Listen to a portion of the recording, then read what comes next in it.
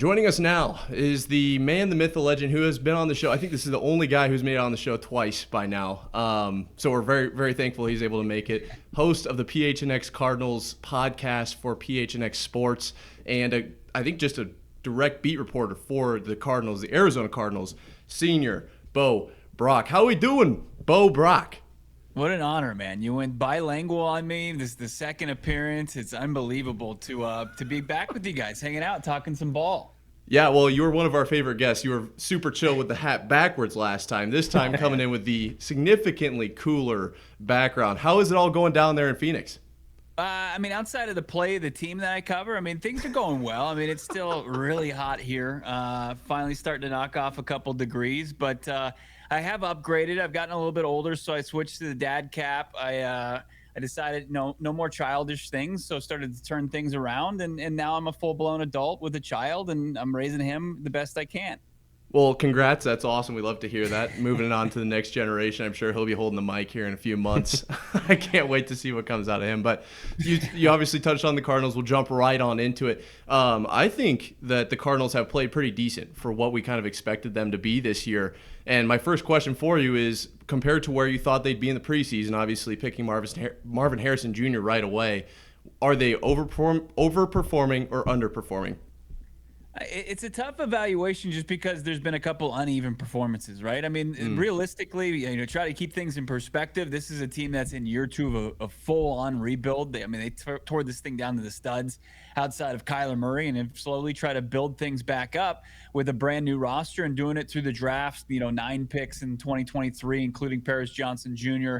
And then you had 12 picks this previous draft, including Marvin Harrison Jr. and Darius Robinson, who we haven't seen yet, out of the SEC as a defensive line player.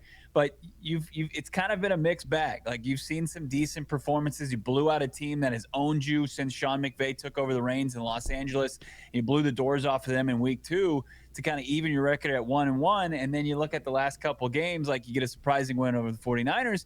But that's sandwiched in between getting crushed by your predecessor in Cliff Kingsbury, who you paid to go away. And he came in and had Jaden Daniels look like an MVP against you in an uncompetitive game. And then this previous week, in Lambeau, you had Jordan Love and crew just kind of march up and down the field, and the offense just came out flat out of the gates, and it was just an ugly performance. So it's tough to judge, but keeping things in perspective, this is a draft and develop team in year 2 of rebuild. So 2-4 with a gauntlet of a schedule. I guess that's kind of where people expected, and you probably would have signed up for that right before the season started. But at the same time, seeing how it plays out, it still kind of leaves a bitter taste in your mouth.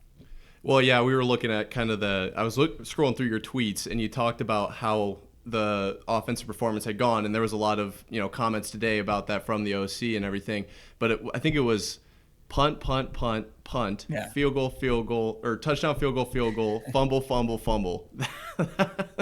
I don't know if that's a great spot to be in, but you're not going to beat anybody like that. And they had 13 penalties and then also 3 that offset, so 16 times the Arizona Cardinals had yellow flags thrown on the field, and they were on the poor end of that. It's unfortunate. It's one of those things that you just have to flush. But now you've got 2 of those performances in the 6 weeks. But then, you look at the opener against the Bills, and you hang with you're in a position to go down in the final drive and win that game. Unfortunately, you don't get it done. So you drop to 0-1 in a competitive loss, and then you shut out the Lions in the second half in a game that you lost by 1 possession. So, you got the good, and then you got the bad, and then you got the ugly so far through 6 games. And, the big discussion you mentioned, the offensive coordinator, there isn't any rhythm to this team offensively. You got Kyler Murray back. The statistics look very similar to what they look like with Joshua Dobbs. That's a bit alarming. And, of course, you've also got the addition of Marvin Harrison Jr. I know he's in concussion protocol, but before that, it wasn't exactly lighting the world on fire with the guy that came out of Ohio State as probably one of the more polished prospects in recent history. Oh, yeah. Well, I was going to say really quickly before we kind of jump back into the Cardinals, you mentioned the flags, and obviously Monday Night Football had just a plethora of them. Do you have a kind of a thought on that? The no fun league seems to be in full swing here in week 7. So, just really quickly, what do you think of that? You guys seen Liar Liar, where he's the lawyer and he's got people that call him because they keep on getting arrested? Quick breaking the law, a-hole. I think that's what it's to deal with, trying not to. But there's some ticky tack stuff. There absolutely was, but when you're got that kind of those infractions coming at you so many times, like you're doing something wrong. So, and I think the team understands that they were the least penalized team going into week 6. So if they can get back on track, they're going to put themselves in a better position to not shoot themselves in the foot like they did all game on Sunday. So, Monday Night Football, you're going to go against a disciplined team with Jim Harbaugh's coach Chargers coming to town, and that's got to happen. Yeah, that'll be exciting. I do like the Cardinals. You have a question there, Red? Yeah, I mean, you kind of touched on it earlier, but you guys have had a challenging schedule here if you just look at your first few weeks. Would you say, like, when Gannon was hired, this is a spot that you wanted to be in at this point in time, or is he ahead of schedule, behind schedule? Kind of what's the general sentiment down in Arizona about how he's doing? Yeah, I mean, it's a good question. And when you look at like Gannon, when he first hit the scene, a lot of people like to poke fun at him because he approached his job with enthusiasm and looked a little gooberish because people didn't know who he was. And then they saw the Rockets thing was crazy. The pew pew. The pew pew pew. I mean, I get it from as being an outsider, but then you kind of see like that's how he approaches everything. Like he's got that type of enthusiasm. And it's genuine. It's not like Russell Wilson, Mr. Unlimited, and just like makes you cringe. I mean, it obviously worked as far as rebuilding the culture here, but as far as like the rebuild itself, I mean, the big question was like, okay, where are they going to be? Are they going to be a team that can be ahead of schedule in this type of thing, or are they going to be a team that's going to be right where they need to be, where it's going to be a little bit of a process here, where it's just going to be linear, or it's going to be like, you win 4 games, 6 games, 8 games, double-digit games, or is it going to be like you're going to be behind schedule? I think they are probably right where they are expected to be. So it's just like what you learned so far is like your general manager, your head coach, your decision makers. I think you got confidence in them, but like, are they going to be the guys that can just turn it on a dime like the D'Amico Ryans Texans last year? It's like that's probably not happening. Yeah, you don't see that very often. And, turning it around on a dime, Patriots, perfect example, right? Pick 3 overall, Drake May. Yeah. We're currently projected to be 1 overall. I think for the rest of the year, I would prefer we kind of just lose out, but Drake May progresses. That's kind of where, and then we pick on the line or wherever it needs to be to help Drake succeed. What do you like? What would you like from the rest of the season for the Cardinals? Do you want to see him win out? Obviously, you'll get Zay Jones back, and sneak in at the back door of the playoffs there and make a run. Or would you rather hang around 8 and 9? Like nobody wants to be there. No, nobody wants to be there. That's NFL purgatory, right? I mean, I think it would do a lot of good for the decision makers. Like it would make them look great. I mean, it would take them from where they are right now, where they kind of had the long leash that you're experiencing in Foxborough with May and a new head coach and new front office, where they've got this long leash, right? And they can do no wrong. It's just like, hey, we just want to see progress, development, and maybe some players that we can build with, where the Cardinals had that year last year. So if things go south and they don't, they go maybe 6-11, it's putting on a lot of pressure on the new decision makers, head coach, like to win next season. And we know that in this league, it's tough. Like the schedule makers could come out. You could have another, start to your season where it's just littered with 2024 playoff teams. And, you're out of excuses at that point. So I think it is important for them to win as many games as possible, because like losing out just puts you to the seat gets a lot hotter. And then if you win and you get to somewhere close to 500 and you're just on the outside looking in, people are like, okay, I saw it with my own eyes. We saw full-on progress from this organization. They probably won some games along the way that they shouldn't have and took advantage of some teams that, at this point are a little bit better than. So, yeah, I think you just got to win as many games as possible. What does that look like for Arizona? You kind of touched on it. In the NFL, when you're rebuilding, it helps. Initially you're probably going to be bottom 3 in the league, get one of those top draft picks, and then probably get a quarterback or someone you can build on. In college, it's a little bit different. You want to see, okay, year 2, are we around 500 now? With the NFL, do you want to see Kyler Murray being the quarterback going forward? Is he the guy, or do they need to, in this rebuild, try to find somebody else? No, this is the first year of his gigantic, extension that he signed that was so polarizing a couple of years ago. And like the new organization has done a good job in embracing Kyler Murray. And we're learning a lot about him. Like they're trying to provide him from a play calling standpoint to playmaking standpoint, offensive line, like provide the infrastructure that's necessary for him to be successful. And like I don't think it's pulling a ton of weight. Like, he was able to play hero ball under Cliff Kingsbury and came out of 2021 out of the gates as an MVP candidate and has the ability to make some pretty special plays. But to do it consistently enough, I think that's asking for him. Like there's only, like, when we talk about elite, I guess, decision makers taking a rebuild and putting it ahead of schedule, like the player equivalent to that is like a Mahomes or Josh Allen. And it's like, it's not an indictment on Kyler Murray saying he's not one of the top 3 quarterbacks in the league, but can he be a top 10 guy? I think he absolutely can be. I think he's got the skill set. He's been fine to start the season. You want to see him maybe win some games just on his own this season, like to kind of like maybe quiet some of the narrative around him that I think is unfair. Like, a lot of the stuff that he gets crapped on for, it's not even things that he's really truly responsible for. But I think what he can do just to help himself out is kind of elevate this team in a couple games where they need it, because so far, like, he's been fine, but he hasn't been amazing, and it hasn't done them any good to maybe get them past the finish line against some teams that, you know, they were in the game with to the very end. Well, consistency really is key, because if Anthony Richardson could play at his best every single play, I mean, you couldn't stop him. He's launching 65-yard nukes off the back foot fadeaway, like into a bucket. So it is really all about consistency. Yeah, you brought up something there I want to touch on quick, and then we can get back to the Cardinals. But you brought up how Cliff Kingsbury asked Kyler Murray to kind of just play hero ball out there. Mm-hmm. Kingsbury runs a pretty college scheme. Jaden Daniels is a similar style quarterback to Kyler Murray. Obviously a little bit different, but very similar. Kingsbury's having a lot of success, I'd say, right now in Washington with Jaden Daniels. They're really progressing, it seems. What's the difference there? Or is it now that Kingsbury is just OC, doesn't have quite as big of a role and worries on a day-to-day basis? What do you think the difference is between Jaden Daniels and Kyler Murray, and how does Cliff Kingsbury play into that? Yeah, I mean, Cliff, did he learn from his mistakes here as head coach? Probably. I mean, I think he went up to a very easy situation where he's the QB coach for Caleb Williams. He attached himself to another quarterback. Like, he's been attached to some great quarterbacks. Like, you can't deny that. And he's been he's played a role in their success, from like Mahomes to Kyler to now Jaden Daniels, even Caleb last year.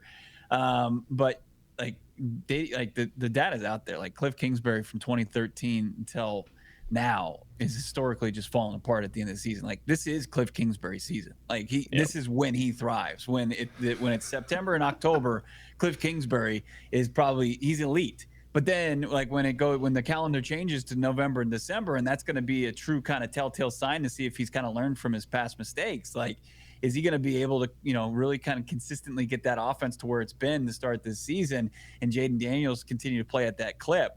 That's going to be huge for Kingsbury and his ability to kind of continue to make a living in this league. But, tip of the cap to him. He came in here, kicked the crap out of the Cardinals, and he was unbelievable as his play calling.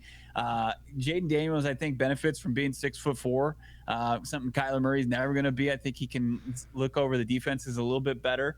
But other than that, pretty similar. Like, I don't disagree with that. And I think he's benefiting from not too, I guess, challenging concepts from Cliff Kingsbury, and it's real simple for him to kind of get the ball in playmakers' hands. So both of them operating at a pretty high level. I do agree. I think Kingsbury's probably in a way better situation to just be the play caller instead of the guy. He's not a true leader of men, but he is set up to be a good OC, I think, going forward.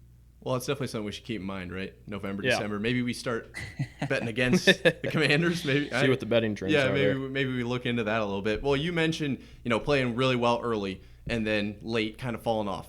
It's a bit of a meme recently in the last couple of years that Kyler Murray, once COD drops, it's just tankathon. And then he signs that deal. He thanks everyone. Hey, thanks for getting me the bag. What is the vibe around Phoenix in that exact situation? Because around all the other leagues, or all the other fan bases, it's look at this guy. Kind of a joke. He played right into it. Yeah. What is it like down there in Phoenix? I mean, it was funny. It was. I mean, what a difference a week makes, right? Because they just come off a big dramatic comeback over the 49ers, and I think people rightfully ask, like, do you think he makes this announcement if they lose that game? And I think it's a fair question. Like, does he announce that he's going to be teaming up with Call of Duty if the team has one win, through the first 5 weeks of the season? Probably not. So it was at that point, it was like, oh yeah, go Kyler. Like this is cool. He's got a little, he's self-deprecating a little bit to an extent, and also kind of was able to play off the haters and get himself, as he says, the bag here. But at the same time, it's like the dueling interviews in Step Brothers and the tuxedos, they look a little less fun now, and it's a little bit weird if this team continues to struggle and Kyler Murray isn't who like we believe he can be. Like it's just going to be one of those week to week things. And if you look back at the season and his production drops off significantly between, what is it, like we're 10 days away from the new Call of Duty officially dropping, and those stats, get added to, hopefully you can just stop it at the 2024 season, that he doesn't have production fall off a cliff. That's going to be the big thing for him if he wants to like kind of stop that talk, is kind of back it up with his play the rest of the season. Oh yeah, he'll definitely have to step up. Yeah, the Cardinals they've kind of struggled in years past on the tail end of the season. You've kind of mentioned that. What do they have to do this year? Obviously, you mentioned Kingsbury, not a great coach when it gets cold outside. Right. He seems to kind of prefer the beach and the sun and his sunglasses. What do they have to do this year? Or maybe it's not even this year. Maybe they got to pick something up in the draft, get a little more depth. What do the Cardinals need to be able to play a full season and then make a run in the playoffs? I mean, they have to win some games between now and when the schedule gets a little softer down the stretch. Winning games is good to put themselves in a position, right? Like they've got kind of a Jekyll and Hyde. Like they've got the Chargers this Monday, who they're a way better team than they were before. Not to say that they're not beatable, but I think the Chargers are favored this game, and rightfully so. And then you go on the road, and you're probably going to face Tua coming back for the first time in Miami. That's a way different team. What's your opinion on that, on the whole Tua situation, before you get too far? I mean, if he's fine, come back. I mean, they need it. They're in desperate need of him. If he's fine, it's his choice. If he comes back and plays mediocre and they win games, does he win MVP? Because it's like clear cut. He goes out for 6 games and they don't win a single one. Comes back, they win them all. I mean, that's most valuable to me right there. Yeah, I mean that would prove. It's right there for you. So yeah, that's a great point. I mean, it's just unfortunate, right? Like if you wish you could get the Dolphins one more week with Skylar Thompson or Tyler Huntley or who the hell's in quarterback now. Yeah. And then, the Jets, they're going to have Devontae probably in full swing on the schedule. You got the Bears, who are playing crappy offensive football. And then the last 2 weeks, they're scoring 5 touchdowns a clip. So it's a little like what you thought was kind of a medium grind. It now becomes tougher. And then after the bye week, you should be able to take advantage of Seattle and the Panthers and the Patriots. No disrespect, but like that's a winnable game. Like now you can start at the end of the season, like win some football games. It's I just think that's really what that's how the schedule shakes out. And they're going to have to kind of prove that they're the team that can take advantage of it when the opportunity presents itself. Well, I have one last question on the NFL here for you. I'm curious what I saw you retweeting. You're keeping up today. Today was just a crazy day in the NFL for some reason. I don't know why today just happened to be the day that all the chips fell. Mari Cooper and Devontae Adams making their moves. What do you make of that? Just as a whole look across the NFL. Yeah, I mean, Mari Cooper's got to be the happiest guy in the league. Was that scene coming at all? That felt like it was out of nowhere. No, I mean, and credit to the Bills, man. I mean, that is a savvy move. Yeah. I think they probably realized that they didn't do enough at the position in the offseason, and they've been able to kind of make do with those unproven wide receivers, and they didn't prove enough. So they're like, okay, let's go out and get the guy who's available. And I think that's like one thing the Cardinals did themselves a disservice for, is like, if you come out of the gates and you're able to kind of put yourself in a contender status, and then these other teams start to fall off, and then you can start to buy up and improve your roster at this time. And I thought it was masterful, more so from Buffalo. Like, as far as the Adams trade, like I think like the Jets are like that family, that has no business owning a dog. And they're like, hey, we just picked up our 4th dog. Like, we just adopted another one. Like, this is a disaster. This is bad for everybody involved.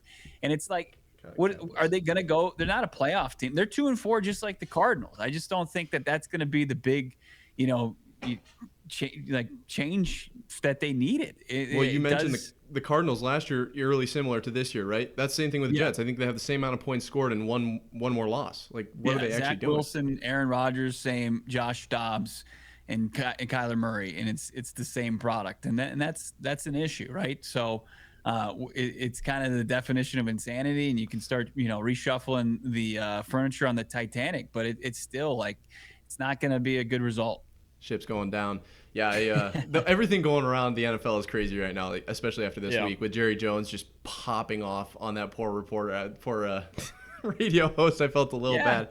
But he comes on like he does that show because he can't help himself. He wants to be in the spotlight, and then he's the reporters just ask him what anybody would ask him, and he pops off on him. He's expecting, how do you dress up your hot dog after a long weekend? Gets served the softball. Hey, what happened this weekend? He's pissed off. But we could talk NFL all day. Obviously, that's kind of like our thing here. But I kind of want to jump into college just for a second here. ASU is covered under that PHNX, whatever the whole thing there. Big 12 this year. Welcome to the Big 12, by the way. Welcome to the Big 12. Congrats. You're in Iowa State's house now. Iowa State seems to be running rampant. But ASU, excuse me, I saw you guys kind of got snubbed. Didn't make top 25 at 5-1 after a ranked win over Utah. I don't know how closely you follow them, so don't worry too much if you can't answer too tightly here. But what do you think of that team?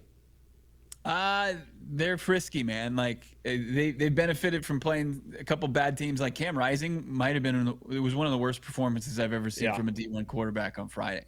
But for the credit to them for winning that football game, they've been in some tight ones. They snuck by Kansas.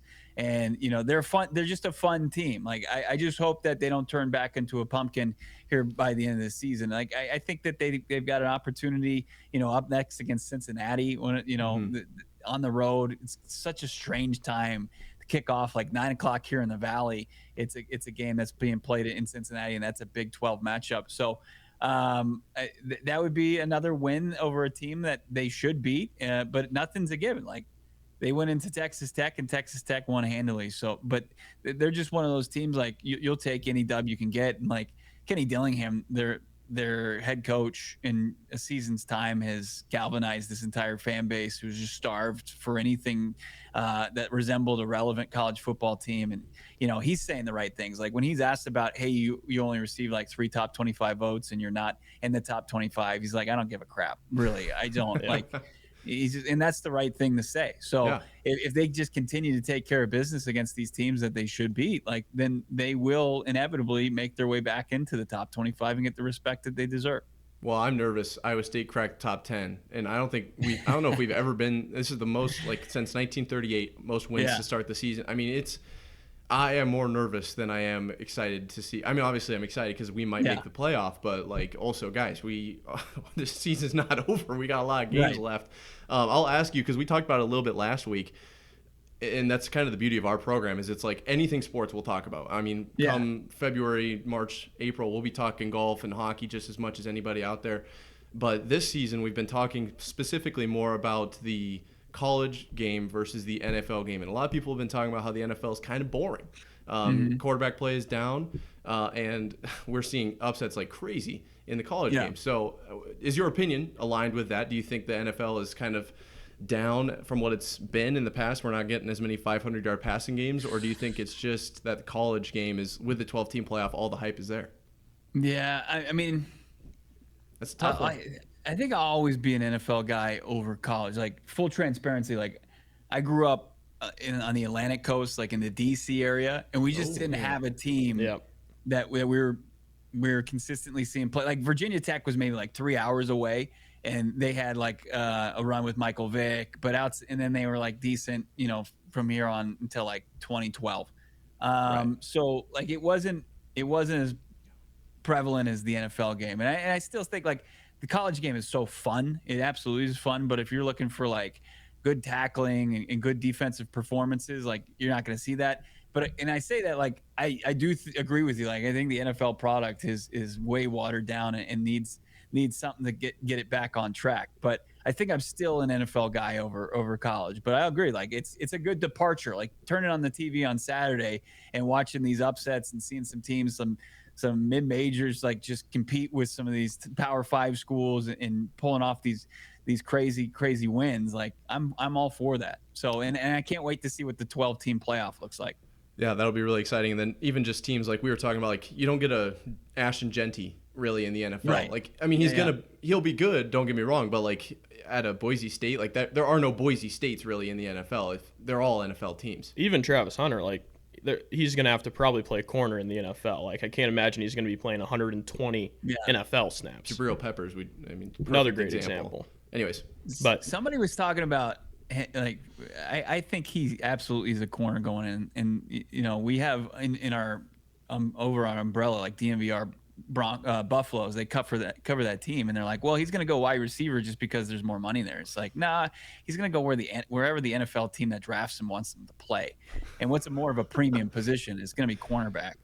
And well, I mean, with Dion's like, hey, if he's like selecting teams where he's going, so I don't know, maybe not. If I'm an NFL team and Dion is like his like gatekeeper, I'm just gonna move forward to the next prospect then. Almost like a Bronny James situation. Yeah, I think we'll pass like then. that. Yeah, I can see that. I was gonna say, kind of back to the whole college product versus NFL product. We talked about how like quarterback play feels to be down. Why do you have an idea as to why that might be? Is it that people like 10 years ago, we had Brady, Manning, Breeze, Rodgers. We had all these, just an insane level of quarterback play. Like Phillip Rivers was considered middle of the pack. And like now it feels like he'd probably be like a top 4 quarterback in the NFL if he was in his prime. Is it that the quarterback play is just not quite up to the standard it was a decade ago? Or is it that defenses are getting better? Probably somewhere in the middle there, I guess. No cover 2 allowed. Not allowed. That's the problem. You know what? We can't have cover 2. That came out when Mel Kiper, I think he said that maybe in the offseason, and it kind of got some run recently. Somebody brought that up to the Cardinals head coach Jonathan Gannon, and then so they worded their question incorrectly. And I saw they said, "Hey, what do you think about the NFL potentially banning cover 2?" And you could see the guy's like heart just drop. He was like, "What?" And somebody had to explain, like, hey, no, this is just a stupid quote from Mel Kiper on a podcast. This isn't like realistically going to happen. But I mean, you could tell like this, he was like, no, we need that. And I think you have like an overcorrection. You talk about that elite quarterback play from a couple of years ago, and the league caught up and adjusted. And I think that you're going to see the teams readjust. But right now, I think it's a mix between defenses being so good and not wanting to allow the big play. But then also you've got a mix of guys like Aaron Rodgers, and I think Kyler Murray's in this category, and most of the quarterbacks, like there's such an emphasis on ball security that they're not willing to put the ball in harm's way, and that they want to avoid turning the ball over and throwing picks, that they're not willing to kind of take that risk and push the ball downfield, where a couple of years ago they were just kind of letting it rip. But they also had defenses that might it would probably work out a little bit more in their favor. Yeah, we talk about it with like just from a visual watching the game enjoyment standpoint, guys like Baker Mayfield and Jameis Winston, who they seem to have like zero regard for ball security. Like they're just slinging it. Those guys are more fun to watch than guys like Rodgers. Rodgers still slings it a little bit, but it doesn't feel like quite what it used to be. And now he is getting older. But and there's something too where like Rodgers has the ability to just bring in Devontae and get Mike Williams cut. Like there's that element to it too. Did he end up getting cut? I haven't seen Not that. yet. I don't think He's got to. His time's ticking. Sorry, I don't want to let you go if you were gonna go. I was gonna just jump into Chicken and Pickle. Have you heard of this place? Yeah, man. That's one of our. Are you wondering about one of our sponsors, Chicken and Pickle? Yeah, it's. I didn't know you guys were sponsors. I just saw this trivia night, and I want to be in Arizona. This in the name of the place, Chicken and Pickle. What a name! Yeah, it's elite. I mean, and they've got drinks as well, cocktails and beers, everything on tap. It's like a sports bar, but then you just walk out and it's just pickleball courts galore. It's unreal. Yeah, I mean, it is basically geared up for fellas like ourselves. So you're gonna fly me down there for trivia night, then? That's what I'm hearing. Get out here, man. Get out here. Let's see. Can you dink? Can you dunk a little bit? Oh, are you kidding me? Redden and I on the courts? Oh, just don't even. Just owning the kitchen, right? That's where you guys live. Yeah, we naturally we toe that line very close for sure. We've got one last question for you here, Redden. Why don't you go ahead and serve him the softball? Yeah, we just want to know. I mean, maybe you're a little biased. maybe not. Who do you got in the Super Bowl? If you had to say right now, after what we've seen so far, where are you going with this Super Bowl? Maybe some teams have fell down your list. Maybe some teams have rose up. Where are you going? A lot of season Super Bowl left. prediction. Yeah, and look, the NFC is a lot tougher, I think, than the AFC. The AFC, I think that they've got some pretty top teams between the Bills and the Ravens. I probably should have named the Ravens first because of what they did to the Bills. And I think you could maybe throw the Texans in that conversation. Looking at the NFC, man, it's like, who is the best team in the NFC? Like, the Niners are playing like crap, and they had the best roster. And then you look at the other divisions, like, I know we talked about the Commanders, but you think that they can make a run in January and into February. The Vikings with Sam Darnold. Probably the whole North, like, really. Yeah, like, I like the Lions a lot. I think that they haven't played their best ball. Probably, I'll say the Lions and the Ravens probably is my Super Bowl pick. And, No Chiefs. Yes. And yeah, I mean, I don't know how I don't throw the Chiefs in there, but yeah, they're perennial Super Bowl contenders. Yeah, Are they no going to fun get a to say. receiver? Are they going to try to find somebody through all this madness? I think they should. I hope they don't. I'm tired of the no, Chiefs. I'm tired of them. But I mean, you can't pick against them. It's kind of like Tom. Like, you couldn't really bet against Tom, but I do not want to pick them to be my I just don't want to. I hate it. Ravens Like, Lions could the Chiefs would go out and get like Jerry Jeudy? Could they just pick that carcass that is the Browns for a wide receiver? Well, and we were kind of talking about, like, maybe Max Crosby's on his way out. Do the Raiders completely just kind of throw it all to the wind? Obviously the Lions with Hutchinson out are going to need a guy. Maybe they make a move. Like, when is the trade deadline? I haven't seen it. It must be it's the beginning of November. I was going to say, it must be coming right up if these moves are coming. So I wouldn't be too surprised if the Chiefs make a move. But also, looking at the last few years, they've just made scraps kind of work. They are very creative with their play calling. MVS got released because Amari Cooper is like, do they just go pick him up for like a 16th time? Yeah. I'm sure they will. The Chiefs will pull some crap. And I'm sure his key card still works. It's Marquez. It's that time of year, man. Did your team that realized you're only good on the Chiefs realize that and just cut you again? Get him for a conditional seventh. Yeah, I can see that. Well, thank you so much for your time, Bo. We appreciate mostly the background, to be honest. That background is absolutely legendary. We're working towards that. You got anything coming up this weekend? Are you covering anything special? No, I mean, we've got Monday Night Football against the Chargers. That's our Week 7 content for the week. We're just leading everybody up to it. Lots to kind of follow along with this Cardinals team. Marvin Harrison Jr. and concussion protocol. Can the offense get right? Can Gannon match wits with Jim Harbaugh, who's already back to being a top coach in this league? So not short on storylines, and excited to be able to talk about, just talk ball every day. Yeah, well, if you guys enjoyed Bo Brock today, be sure to check him out on Twitter at Bo Brock. I'm not exactly sure what the handle is, but you can't miss it. It's a pretty easy name to find. This guy puts out awesome content every day. I mean, he's just popping onto my feed live. It seems like you're literally live all the time. Like, you're always in front of a microphone. So all the time. It's kudos. I love it. My wife hates it, and look, we make it work. Well, thank you for finding the time for us. Yeah, look at this. We appreciate it. Thanks, guys. Ladies and gentlemen, Bo Brock.